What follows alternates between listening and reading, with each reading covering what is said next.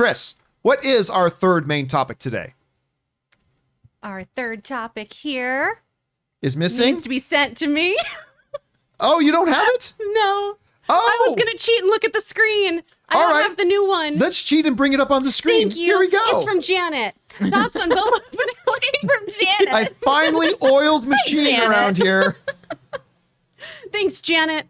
Thoughts on Boba Finale? Please keep Robert Rodriguez away from Star Wars. His signature just doesn't work with this franchise. Feels too Power Rangers and cringy. But the writing by Favreau let me down too. It was all so dumb and telegraphed. And Mando season 2 ending feels like a waste now. Haha. Should have spent these last 2 episodes developing the city and villains. All right. Thanks a lot for saying that in. And yeah, last night was the last episode of the Book of Boba Fett. A series that to me I've been on the fence about because I was pretty disappointed with it for a while. Then it had some stronger episodes and I felt like, okay, I'm right on the fence. This final episode is going to be the final tipping point for me.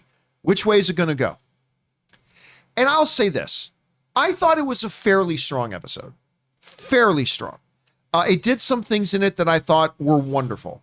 I loved, get very Godfather vibes when Boba Fett realizes he's being betrayed by all the other crime families. Again, that to me echoed of Godfather kind of moves, and I really like that.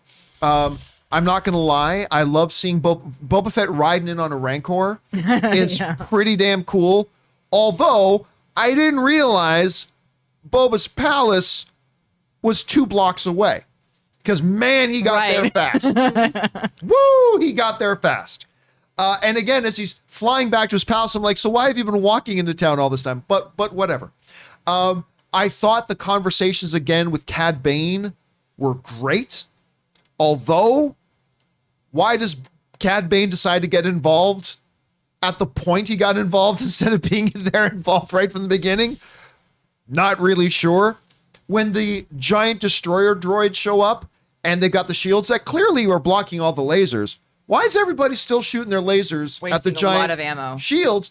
Especially when there's, I still call them kite members, or the pike members. Pike. Other pike members with no shields standing around. Instead of shooting them, you're still shooting at the thing that's got whatever. Okay, I get that. That's fine.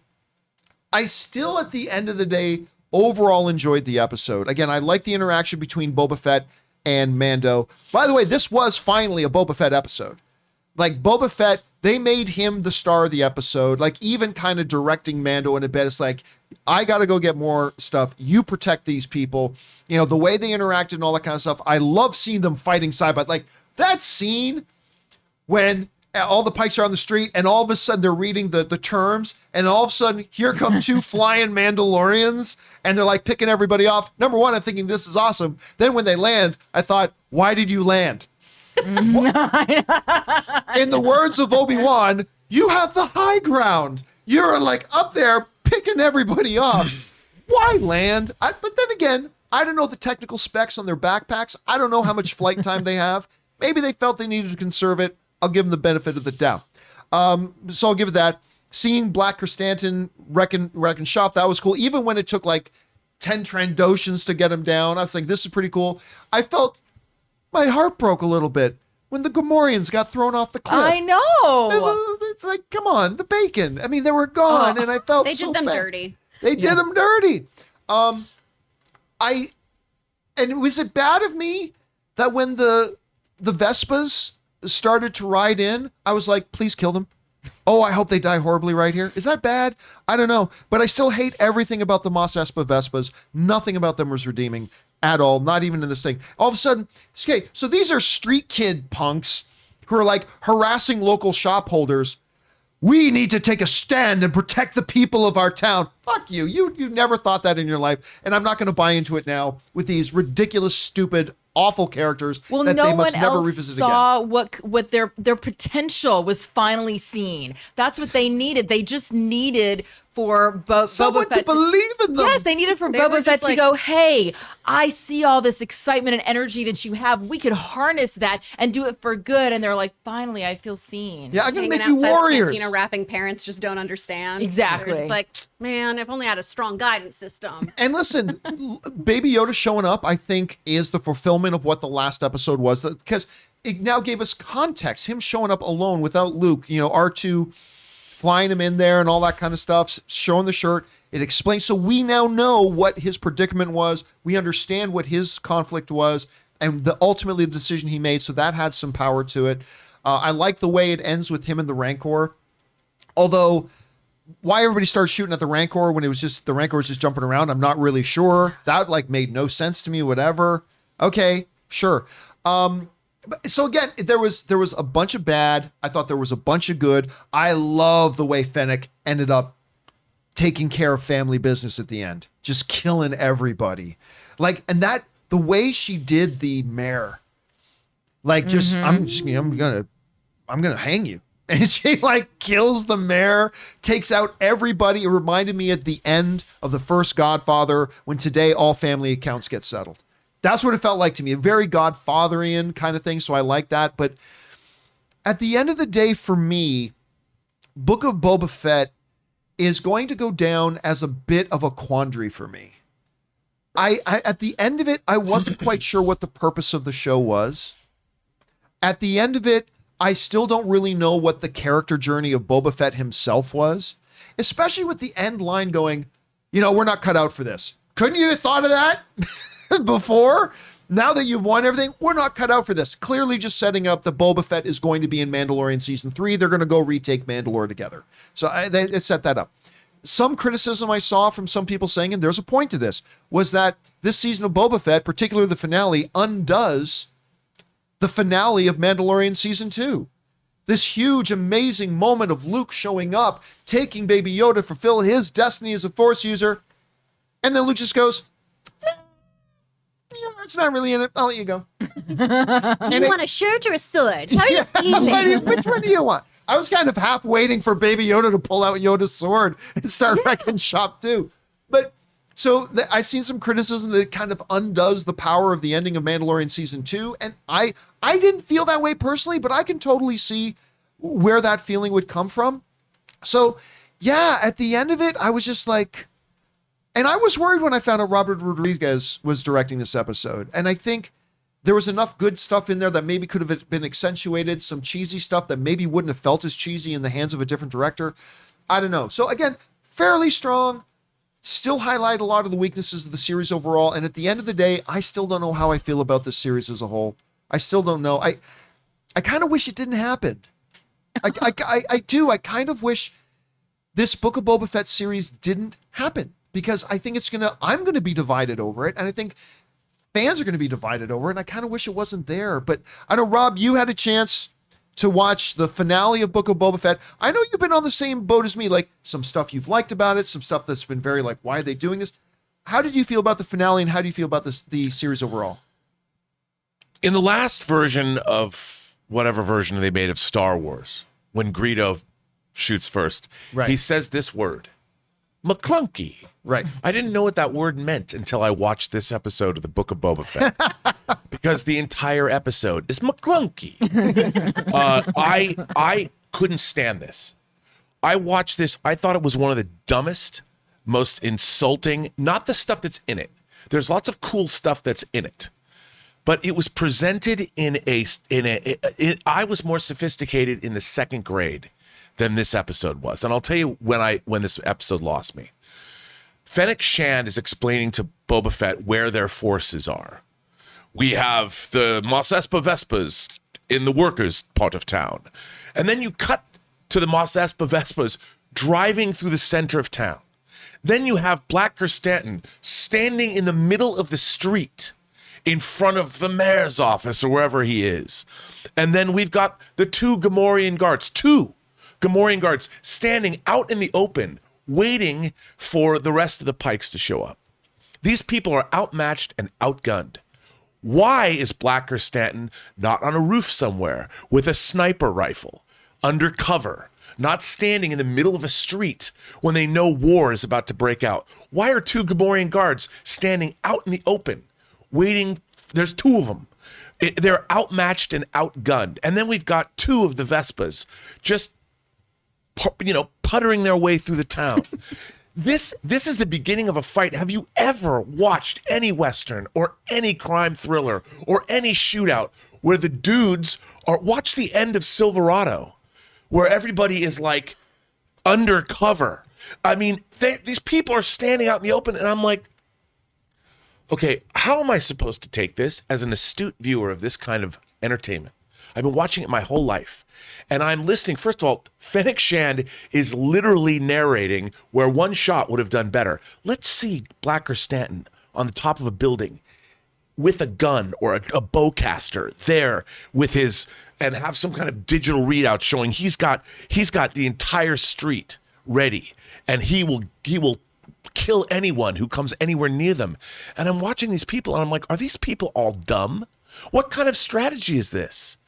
And then, of course, you go back to your palace. You don't get the Slave One and begin an aerial bombardment. You ride in on your Rancor, where you can get shot at from 360 degrees. When you can start, you don't need a backpack when you've got your own damn fire spray. It's called a fire spray for a reason. It can spray fire from the air. And I'm watching this going, none of these people are smart. They're all dumb. And everything that happened is dumb. And why am I watching this? Why is Boba Fett dumb? And it's not that I like the scenes. Hey, don't get me wrong. I love Boba Fett riding a Rancor. That was cool. But he's got a starship that has great firepower coming from the air. You were undermatched and outgunned. And why are you standing around in the middle of a street? And he's like, I'm surprised that these 3 crime families, they didn't do what they said they were going to do. Oh my God. I'm like, come on. I mean, my God, it was so angering to watch this because all the stuff was cool. Boba Fett riding a Rancor, awesome.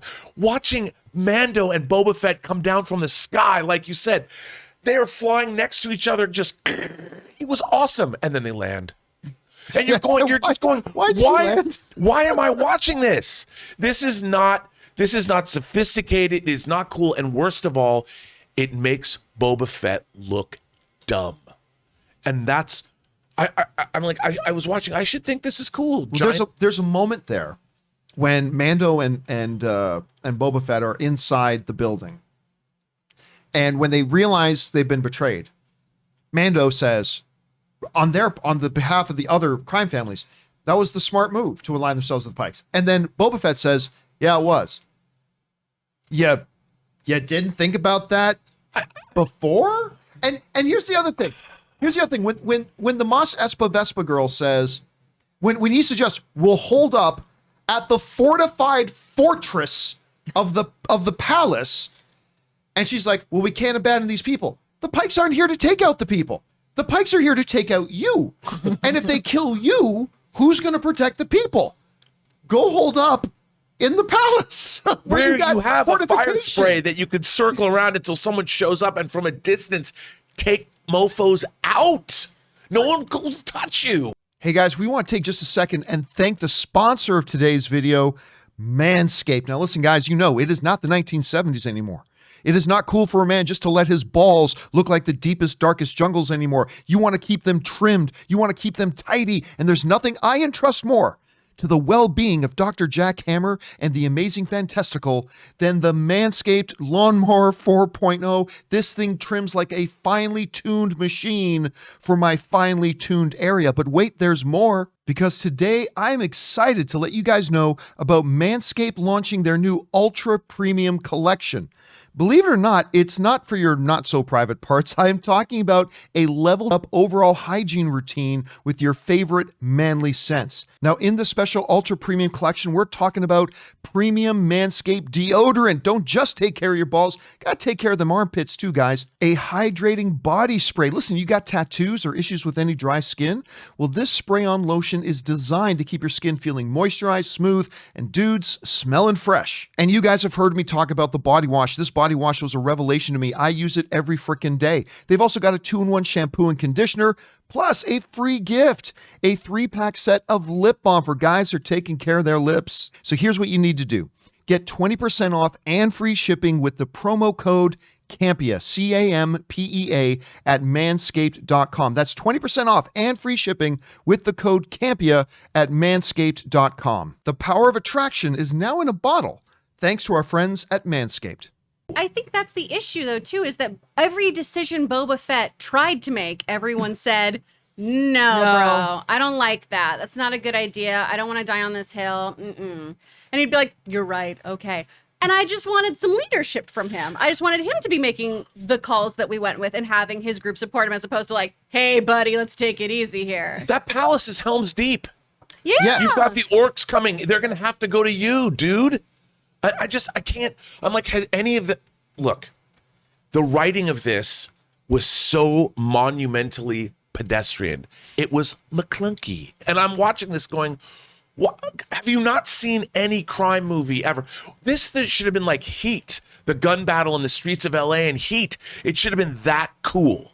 You know, the battle of the Death Star at the end of Star Wars is awesome.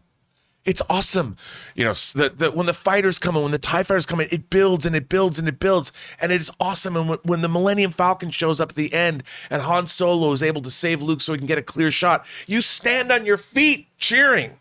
This, I just sat there when Fennec Shan's going, well, we have our troops here. Cut to Black Stanton standing in the middle of the street going, dude, hide. Someone's going to throw a thermal detonator at you and it's going to blow you up. Well, the other thing was, too, the whole strategy of that completely dispersed what little forces they had. Mm-hmm. Like, we were expecting to be attacked, so let's spread everybody out. And here's the other thing. The undermining of Boba Fett, you're talking about show some leadership. Mm-hmm. This may be a little thing to me, but right back from when he met the Vespas, when he's never seen them throw a punch, they're just punk kids. And he says, oh, you're going to work for me now. And I remember at the time going, why? Why are you hiring them to be your muscle? But here's the thing. As they're standing around there, and Boba Fett says, the smart thing, let's go, we're going to hold up at the palace. It's defensible. We give ourselves an advantage here. And the girl says, well, we're staying here. Boba Fett would pull out his gun and say, you want to rethink that answer? You work for me, and this is what we're doing. But he got talked out of the smart, strategic decision by a Vespa rider. There's not even doors and windows. They've been blown out. There's not even a place these guys can come right in. You can't even lock a door. But let me go over to you guys. I was angry. Because again, I like that, Rob. Now, the good stuff that was cool, I still really like. I got a big kick out of it, and at the end of it, I'm like, well, I still think this episode was better than the first few episodes. But what about you guys? Aaron, you've been bullish on the Boba Fett series so far. What did you think of the finale? I thought it was great. I mean, here's the thing. I totally understand everything that you're saying, Rob. You're right. There were a lot of dumb moves. And there were a lot of ends that were just not very neatly put together. To me, the series as a whole, I did enjoy it. I'm glad that I saw it. I did not, and by the way, I'm Southern, so if I say Boba Fett, deal with it. It's my accent, okay? I know his name is Boba Fett. It's my accent. So, like, I actually liked getting to know the character of Boba Fett. I think Tamira Morrison is a brilliant actor, and now I'm like fascinated him a lot. by He's great. I want to see everything that he does. I wanted the show to be extended longer. And that's what I felt was the biggest problem. Not that the show exists at all, but that it exists in such a tiny squeezed together way. I did like the fact that in this episode, we see all of these storylines. We've been like, why are they talking about this? And then they jump to that. And then they jump to this. Now it all came together so they can all, fight against the Pike together. What I was confused about, though, is where was Cobb Vanth? Because they clearly, what's the guy? The Timothy Oliphant? No. The guy with the Cad Bane. Cad Bane clearly did not kill him. You had this whole episode about Cobb Vanth and the whole thing where he comes back and he's this awesome character and I love him and Timothy Oliphant is great as that role. So why is it that he clearly shoots him in the right shoulder? He takes the bullet and falls down, and then Cad Bane shoots the other guy like 4 times. We know that guy's dead. Good, because he was annoying. But then everybody rushes over to Cobb Vanth, and episode ends with the assumption that he's still alive. So then all of a sudden at the end, they're like, where's Cad Bane? And the bartender's like, oh yeah, they killed him in cold blood. No, they didn't. They shot him in the rotator cuff. Well, also, And then he shows up later. Yeah. He shows up in the post-credit scene. Oh, you didn't see the post-credit scene? There's Yeah. a post-credit? There's a post-credit scene. Yeah, where he's in the Bactopod. Because remember at the final scene before the credits, Boba Fett's walking down with Fennec, saying, "We're not cut out for this." Then what has this whole show been about anyway? Well, I remember them saying that then he somebody says, was going the to... Bacta tank is being taken up right now. Right, and I was like, who's in the Bacta tank? It was like, did they put his body on ice? For a Like, how long shoulder did it wound? take them to get Cobb Vanth from another city over into the? When did they have time? and at to- what point did they realize? Like, did he twitch and was like, "Oh, we thought this whole time he was dead"? And then Also, of it's a course, shoulder wound. I'm sorry. I saw the way that he took that. They should have made it a stomach hit or something. They should have made it something a little bit more than than that. So that annoyed me. That definitely annoyed me. And so there were a lot of things that just loose ends that weren't tied up. That I think that had the episode been, or the season, excuse me, been a few more episodes, it wouldn't have felt so clunky. I did like the Rancor doing the little homage to King Kong off the side of the building. I thought that was a cool shot. I But like the again, shot too. I did love like that Yeah. Rancor shot. I love the the way that Cad Bane, he's so Clint Eastwood in the way in the performance. I really love him, and I actually do like him coming out after everybody's like, okay, kill all the people who don't matter first, and then I'm gonna come out with my then big boss level. Then you hit boss. I kind of like that, but I agree with you, Rob. It was kind of sloppy. It was just sloppy. Kinda. Okay, it was very sloppy, and there were a lot of really cool moments, but they just didn't track if you're a smart viewer watching and going, but wait a minute. You know what I mean? And by the way, the whole thing. Let's bring up the Cad Bane thing for a second. What was Cad Bane's strategy in letting Boba Fett know Thank that it you. was the Pikes who killed the Yeah. things? Like, This bothered me he so killed them. much. So what? You're just trying to get him to fire? Yeah. Oh, I know how to draw him out. All you had to do is show up. He says, "Came out to talk to you." There, Yeah. he's out. Yeah. First of all, what was the whole point of that? I'm not really sure. And is Cad Bane dead? I want Cad. That was so. It seemed definitive that he was dead. It's so ridiculous. Why would you get rid of a character that's that great? What Exactly. you should have done is it would have been, if I had made this show, Boba Fett and Cad Bane would have been in on this from the very beginning, and they would have had something where Boba Fett would have said, "I paid him more," and boom, he helps kill the Pikes. It was all a big ruse, but no. Where did that stick come from, by the way? Oh, that from the Tuscans. They Yeah. showed that No, I earlier in the know series. that, but where on his body? Nature's pocket. I mean, I don't remember seeing it as he walked out. It I'll have to go- was, and that was the I'll have to thing. go back When and the watch second that. that he pulled it out, I was like, "Oh, awesome, Tusken Raider callback!" But then I'm like, "Where was I'm gonna have to that?" go 'Cause back that's and watch that again. Not a collapsible stick. I'm going to disagree with you about the Cad Bane thing, though. I think it would have been a cheap cop out to just have both of them just walk away okay. I think it had to come back down to the two, because listen, as much as I have complained about they made this not a Boba Fett show and blah blah blah, to have it come down, I think it would have been even worse if it didn't come down to him and Cad Bane. And I think it said something about the character Boba Fett. I think he had to kill Cad Bane. I really do. I think he had to definitively kill the guy in a brutal way, and he did. Now, I get there's a lot of Cad Bane fans that just won't like the fact that they killed Cad Bane, but I thought that was the right thing for them to do for the story, even if they Maybe- did a lot of bad story decisions in the rest of it. I just thought the villains were so unmemorable and They're terrible. And They're terrible stupid. through the show. And I still don't understand, why did Boba Fett care? He's got a palace. He's like, you come to me. If they needed to do something, he just flies in and kills whoever he needs to. Like, why are they fighting? It was so ridiculous. I'm like, he has all the forces. He's got his fire spray ship. He's got a palace. He's got Helm's Deep out there. He can roll into town whenever he wants quietly in the cover of night and kill whoever he needs to kill and take over. I agree with this, because when Cad Bane does I'm trying to figure out what's your angle, I was like, same, bro. Yeah, because Why are we doing this? when he shows up in the show and he has that conversation with Fennec in the desert, about why he wants to come back, because I'm tired of working for idiots.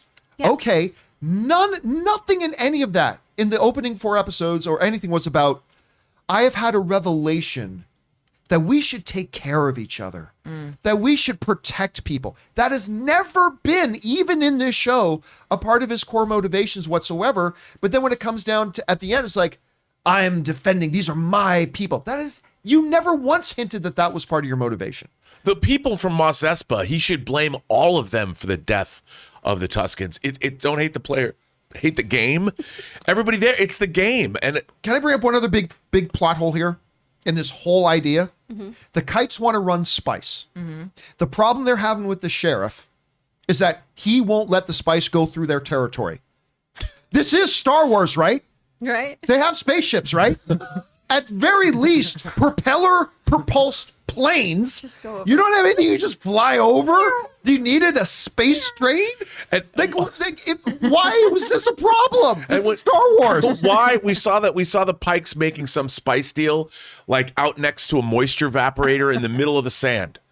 Why are you there? Why Yeah. you could meet anywhere else? You could go to say you could book a back room in Jennifer Beals strip club and be like, "Hey, do you mind if we use one of your back rooms to do our coke deal? Yeah. Here it She's is." like, that's what they're there for. I mean, come on. It's That's like, why we have a back room. Well, in this last episode too, was just like, we have to keep the spice flowing, basically. And is that why the Pikes didn't like Boba Fett? The thing we learned in the finale of him being like, I guess we're going to stop the spice trade. Like, I don't. who's stopping what I spice don't- But trade? that's another thing The is that sheriff. He's but also, not if you there. take down the head drug dealer, the drugs don't go away. Someone else, there's always a power vacuum. Right. And someone else is just going to come in and go, oh, wow, spice is really addictive. People like this stuff and they're willing to pay a lot of money for it. I guess I'm going to start trading. Yeah. Next season, Boba Fett is going to be the one who's stealing the spice. See, I get it. In this world, like, all I remember is like watching Fennec when she gets on the speeder bike and she tears away. I'm like, that's how fast a speeder's supposed to be. Not the Mos Espa Vespas. Beep, beep. And, we're coming through. But I guess I get it. In a world, You go really slow. yes, in a universe where Hutts don't get in a car, they're walked through the desert to wherever they're going. I guess in that reality, yeah, having to go around the sheriff's territory might be inconvenience.